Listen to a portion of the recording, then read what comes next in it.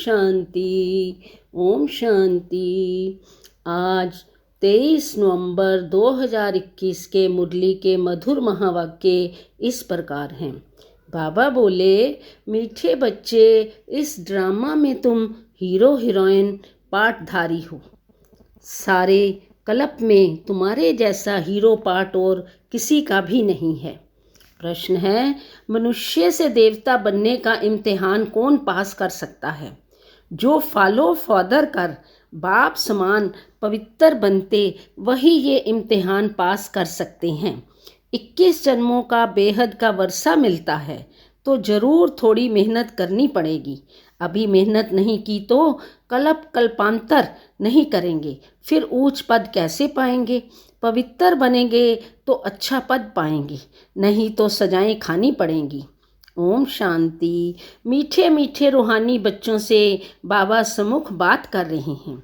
बच्चे समझते होंगे हमारे साथ बेहद का बाप बात कर रहे हैं, जो सबसे अति मीठा है। बाप भी मीठा होता है, टीचर भी मीठा होता है, क्योंकि दोनों से वर्षा मिलता है। गुरु से भक्ति का वर्षा मिलता है। यहाँ तो एक से ही तीनों मिलते हैं। खुशी भी होती है, तुम उनके सम्मुख बैठे हो। तुम जानते हो बेहद का बाप जिसको पतित पावन कहा जाता है, वही मनुष्य सृष्टि का बीज रूप है। वह बीज जड़ होता है, ये है चैतन्य। इनको सत्य चित आनंद स्वरूप कहा जाता है। फिर उनकी महिमा भी है, वह ज्ञान का सागर है। परंतु उससे नॉलेज क्या मिलती है ये किसको पता नहीं है। तुम जानते हो जिन्हों को बाप नॉलेज दे रहे हैं वही भक्ति मार्ग में इनके मंदिर शास्त्र आदि बनाते हैं। ये भी तुम जानते हो कि बराबर हर 5000 वर्ष के बाद ये कल्प का संगम आता है। इसको कहा जाता है रूहानी अविनाशी पुरुषोत्तम संगम युग। यूं तो उत्तम पुरुष बहुत ही होते हैं, परंतु वह एक जन्म में उत्तम पुरुष बनते हैं, फिर मध्यम कनिष्ठ हो पड़ते हैं। ये लक्ष्मी नारायण देखो कितने उत्तम पुरुष हैं। ये है पुरुषोत्तम और पुरुषोत्तमी। ऐसा उत्तम दोनों को किसने बनाया? माया।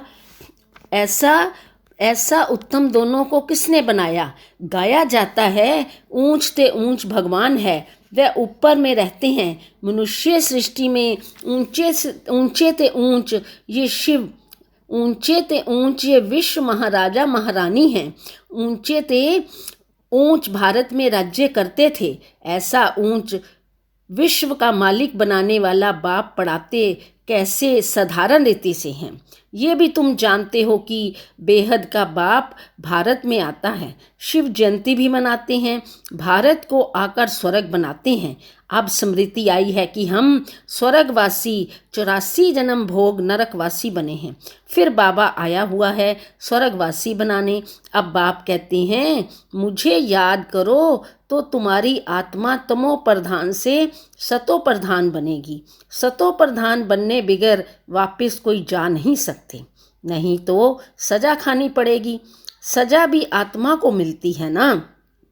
बच्चों को बहुत दुख भोगना पड़ता है, त्राही त्राही करते हैं, कहते हैं फिर पाप नहीं करूँगा। तुम बच्चों को तो गर्भ जेल में जाना नहीं है, वहाँ गर्भ महल हैं, क्योंकि पाप होता नहीं। यहाँ रावण राज्य में पाप होता है, तब तो राम राज्य मांगते हैं, परंतु ये जानते नहीं रावण राज्य क्या चीज़ है।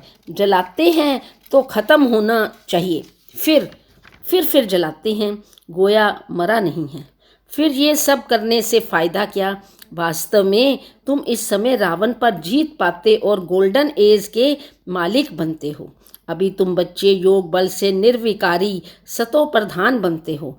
आत्मा संपूर्ण निर्विकारी बन फिर चली जाएगी शांति धाम। वहाँ दुख की बात नहीं। अब बाबा गोल्डन एज में ले जाएगा, वहाँ लक्ष्मी नारायण सूर्यवंशियों का राज्य होगा। वह पुनर्जन्म ले चंद्रवंशी में आएंगे, वृद्धि होती रहेगी। बाप कहते हैं मैं आया हूँ सबको खलास कर एक धर्म की स्थापना करने। वहाँ 9 लाख होंगे। आत्मा असल में भाई भाई है। संगम पर कौरव और पांडव एक ही घर के थे। तुम आत्माओं से ही पहले पहले बाबा मिला है। रेस में जो पहले पहले जाते हैं वह इनाम लेते हैं। तुम्हारी है याद की दौड़।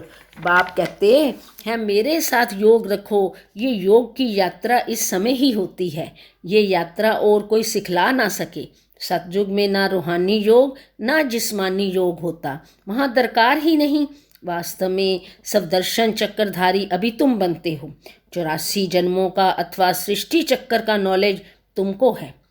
सब माना आत्मा, आत्मा को ये ज्ञान है तो अभी तुम बच्चे सब दर्शन चक्रधारी बने हो। हम तुमको कहेंगे रूहानी बच्चों, सब दर्शन चक्रधारी ब्राह्मण कुलभूषण। इन अक्षरों का अर्थ कोई नया समझ नहीं सकता। ये वास्तव में ज्ञान की बात। तुम इस समय ज्ञानेश्वरी हो, फिर पढ़कर राजेश्वरी बनती हो। ये है एम ऑब्जेक्ट। तुमसे कोई पूछते हैं यहाँ का उद्देश्य क्या है, बोलो मनुष्य से देवता बनना। हम सो देवता थे, 84 जन्मों के बाद शूद्र बने, अब फिर ब्राह्मण बने हैं, फिर देवता बनेंगे। तुम कहते हो बाबा हम कलब आप से आकर राज्य भाग्य लेते हैं। ये भी तुम जानते हो। इस भारी लड़ाई से ही स्वर्ग के गेट खुलने हैं। बाबा आकर राजयोग सिखाते हैं तो जरूर स्वर्ग चाहिए, नरक खत्म होना चाहिए। खांसी आई, ये किसको होती है, शिव बाबा को या ब्रह्मा बाबा को? ब्रह्मा का ये कर्म भोग है, अंत तक होता रहेगा। जब तक संपूर्ण बन जाए फिर ये शरीर भी नहीं रहेगा, तब तक कुछ ना कुछ होता रहेगा। इसको कर्म भोग कहा जाता है।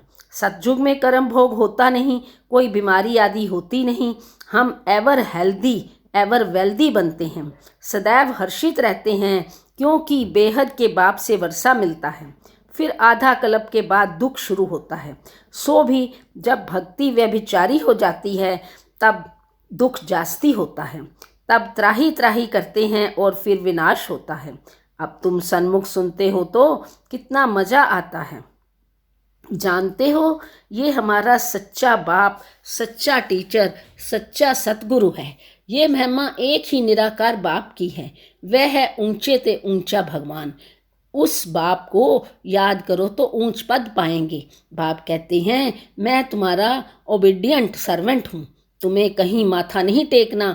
गुप्त बात है, अपने को आत्मा समझ बाप को याद करना है। वह शिव बाबा, ये प्रजापिता ब्रह्मा तुमको डबल इंजन मिलती है श्रृंगारने लिए। इनकी आत्मा भी श्रृंगार रही है। अब मेहनत नहीं की तो कल्पांतर नहीं करेंगे, फिर ऊंच पद कैसे पाएंगे? ये बड़ा बेहद का क्लास है। एक ही इम्तिहान है, मनुष्य से देवता बनना है। अच्छा, मीठे मीठे सिकिलदे बच्चों प्रति माता पिता बाप दादा का याद प्यार और गुड मॉर्निंग। रूहानी बाप की रूहानी बच्चों को नमस्ते। हम रूहानी बच्चों की रूहानी बाप दादा को नमस्ते नमस्ते। सदा रहो हंसते, बनो फरिश्ते, चलो परम धाम के रस्ते, बांध लो अपने बस्ते। धारणा के लिए मुख्य सार नंबर 1 है, एक बाप का सच्चा फॉलोअर बन पूरा पवित्र बनना है। 21 जन्मों का वर्षा लेने का पूरा पुरुषार्थ करना है। नंबर 2, मुख से हे शिव बाबा भी नहीं कहना, आवाज़ से परे जाना है। अपने को आत्मा समझ अंदर से बाप को याद करना है। वरदान, स्थूल व सूक्ष्म में हर फरमान को पालन करने वाले संपूर्ण फरमान बरदार भव। स्थूल व सूक्ष्म में हर फरमान को पालन करने वाले संपूर्ण फरमान बरदार भव। स्थूल फरमान पालन करने की शक्ति उन्हीं बच्चों में आ सकती है जो सूक्ष्म फरमान पालन करते हैं। सूक्ष्म और मुख्य फरमान है, निरंतर याद में रहो व मन वचन कर्म से पवित्र बनो। संकल्प में भी अपवित्रता व अशुद्धता ना हो। यदि संकल्प में भी पुराने अशुद्ध संस्कार टच करते हैं तो संपूर्ण वैष्णव व संपूर्ण पवित्र नहीं कहेंगे। इसलिए कोई एक संकल्प भी फरमान के सिवाय ना चले, तब कहेंगे संपूर्ण फरमान बरदार। स्लोगन है, बाप को जानकर दिल से बाबा कहना, ये सबसे बड़ी विशेषता है। बाप को जानकर दिल से बाबा कहना, ये सबसे बड़ी विशेषता है। अच्छा, ओम शांति, ओम शांति, ओम शांति। शुक्रिया मेरे बाबा, शुक्रिया, शुक्रिया, शुक्रिया मेरे बाबा, शुक्रिया, शुक्रिया, शुक्रिया, शुक्रिया।